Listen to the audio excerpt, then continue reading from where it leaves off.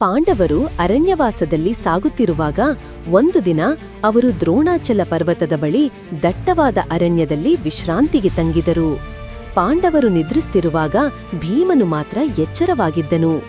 ಅದೇ ಅರಣ್ಯದಲ್ಲಿ ಹಿಡಿಂಬ ಮತ್ತು ಅವನ ಸಹೋದರಿ ಹಿಡಿಂಬಿ ಎಂಬ ರಾಕ್ಷಸರಿದ್ದರು.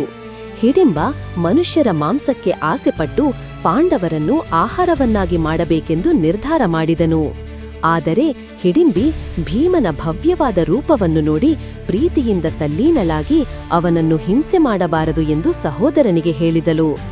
ಆದರೆ ಹಿಡಿಂಬ ಕ್ರೂರನಾಗಿದ್ದನು.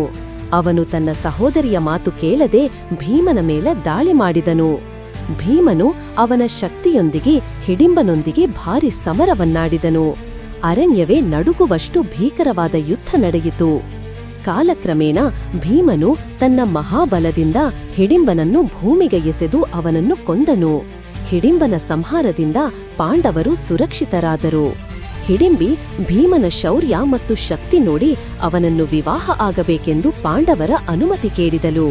ಧರ್ಮರಾಜನು ಅನುಮತಿಸಿದನು ಮತ್ತು ಭೀಮನು ಹಿಡಿಂಬಿಯೊಂದಿಗೆ ಮದುವೆ ಆದನು ಮತ್ತು ಅವರಿಗೆ ಘಟೋತ್ಕಚ ಎಂಬ ಮಗ ಜನಿಸಿದನು.